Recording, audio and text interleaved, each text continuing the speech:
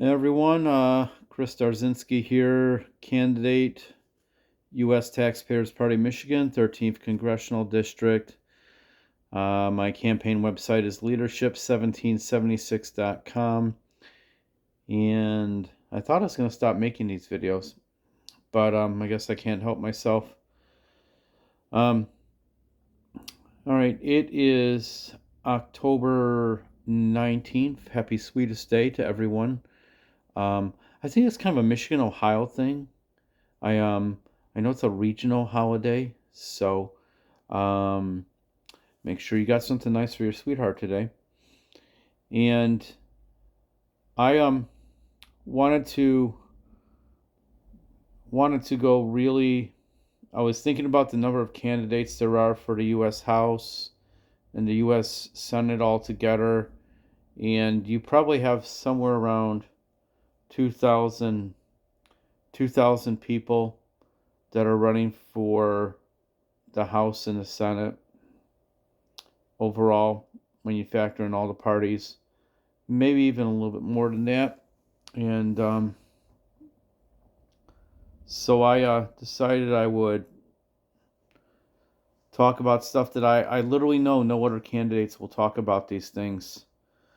So the meaning, um, these are things that absolutely have to happen if you want to see Congress be more effective and and um, and and do its job under the Constitution.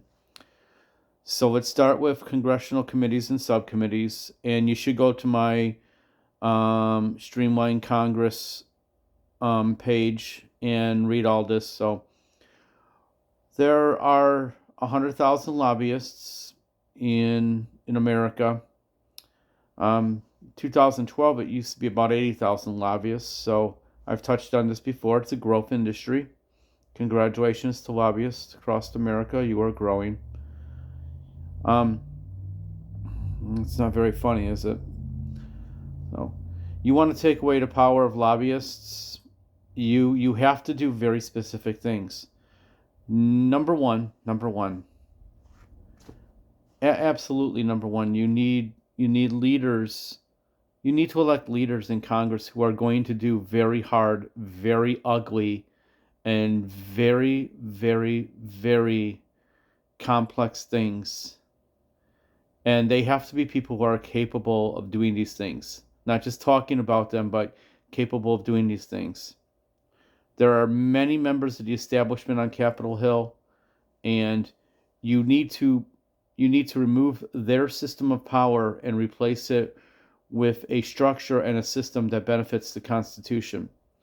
So, of course, my recommendations on my website to get our congressional committee and subcommittee system from 200 committees down to 70. I'd be happy with 90. So any member of Congress could take my ideas and introduce this as a legislative proposal for restructuring the committee and subcommittee process. You know, there's not a password to get on my website. Anybody can take these ideas. 10,000 people across America could take my ideas and make them into their own legislative proposals and demand that their members of the House and the Senate pass them. So go ahead, take my ideas, please. I dare you. I double dog dare you, as the kids say. Kids don't say that anymore, do they? No. Kids don't know what a double dog dare is. So there you go, Chris, showing that you're soon to be 57 years old.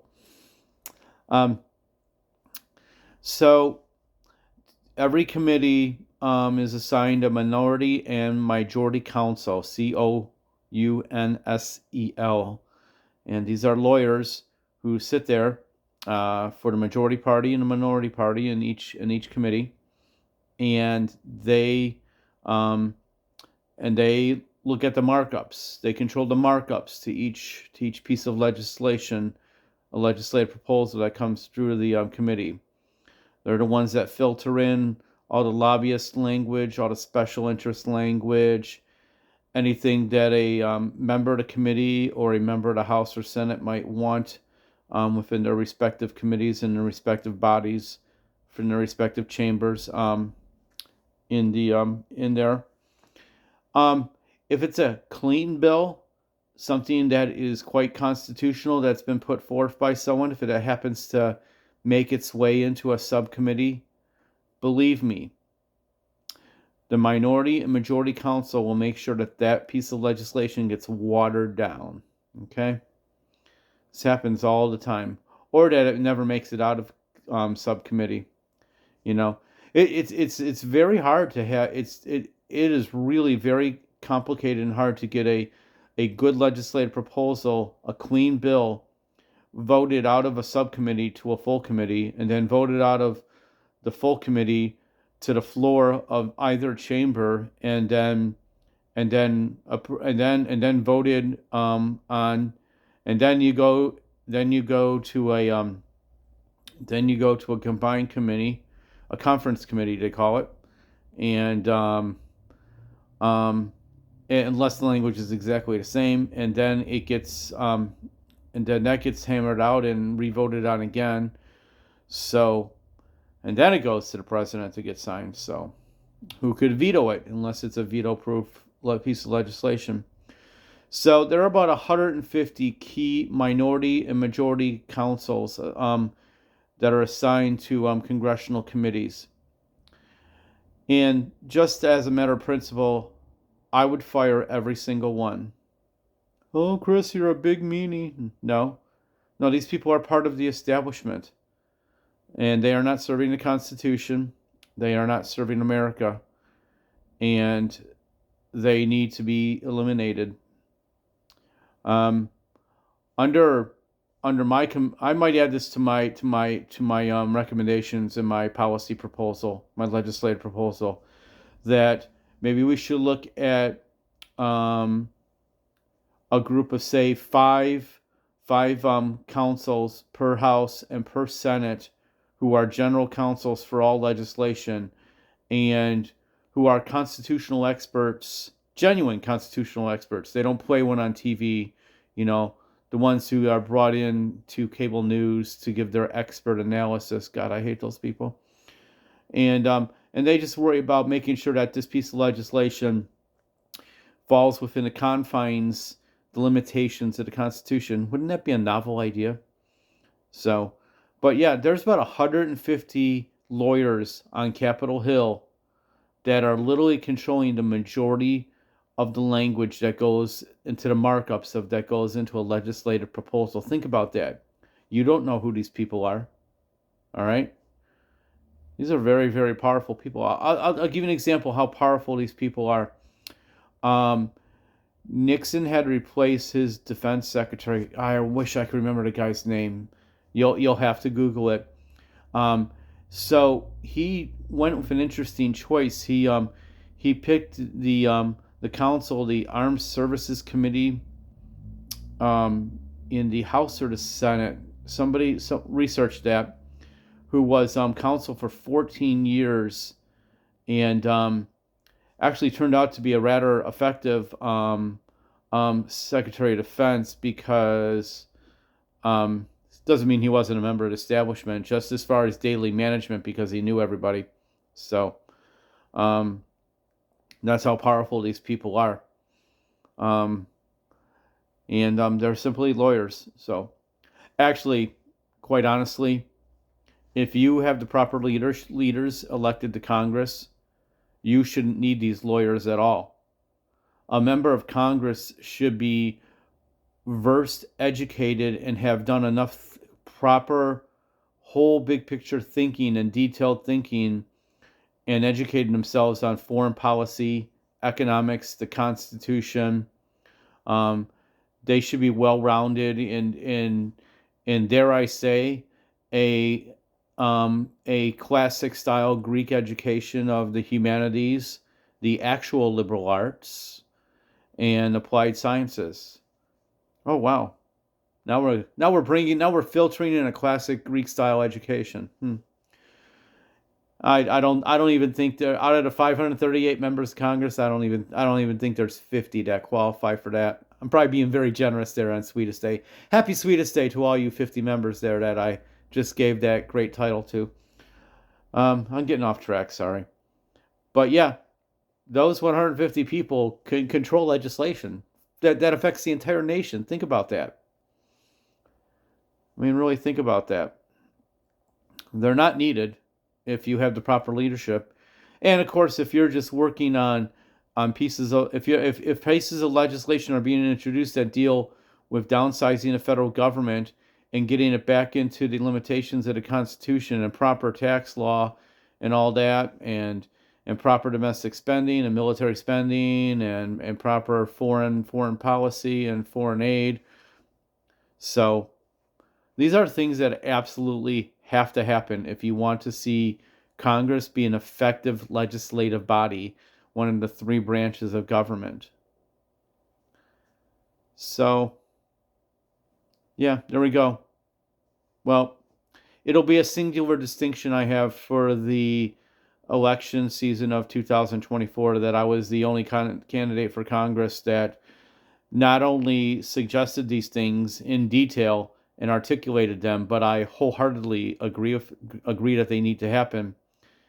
And I wish I was a member of Congress so I could work on making them happen. It would take years to work on. I mean, and the amount of support that I would need, and the amount of political attacks I would have to endure. But it's all part of serving the Constitution. It's you know I think about that all the time. How easy it is to be a member of Congress. You take an oath to protect and preserve the Constitution of the United States. So if there's a piece of legislation that you need to vote on, if that piece of legislation does not fall under enumerated powers or within the limitations of the Constitution, you vote no. What could be easier than that? And a piece of legislation that reaffirms the protections of individual inalienable rights and deals only with the services and the things that the federal government is supposed to handle under the Constitution, you vote yes on those. We have 20-year-olds out there who go around the world in uniform as part of our military, protecting and preserving the Constitution and defending the United States of America. That's hard. I think about it all the time. Being a member of Congress is easy if you have a moral code, and if you respect and care for the Constitution, and if you love this nation. I mean, you shouldn't even be fazed by political pressure or peer pressure or party pressure at all, let alone some lobbyists. A lobbyist is nothing more than a person, usually a lawyer or a professional, who is making money. Their entire job, their entire career is to make is the buying and selling of political influence. That is precisely what they do. In one sentence. Let's get rid of these people. And let's get rid of the minority and general councils, 150 of them that control legislation. Come on, America, let's do this. Okay, leadership1776.com. You know what to do with this video. In exactly 17 days, we'll be voting. And I'd like to get 2.5% of the vote. I had 2,723 votes in 2023 in the 13th Congressional District. I'd like to have a nice tidy 5,500 votes, or anything above that is gravy. I think 2.5%, but there'll be more voters. There'll be more people vote. A higher percentage of voters turn out in 2024 as opposed to 2020. So who knows how the actual percentage will work out? Here I go again, getting wonky on this stuff. So, 13th Congressional District. Nobody knows you like I do. It makes me sad just within this district to see how voters are being lied to. It's when I see the campaign ads and I see the mail, the political mail vomit that comes to my mailbox. All right, I'm getting way off topic. So let's get those things done. I want 10,000 of you to copy and paste everything off of my Streamlining Congress page and send it to your senators and to your member of the House and demand that they work it into a legislative proposal. Do it. I double dog dare you.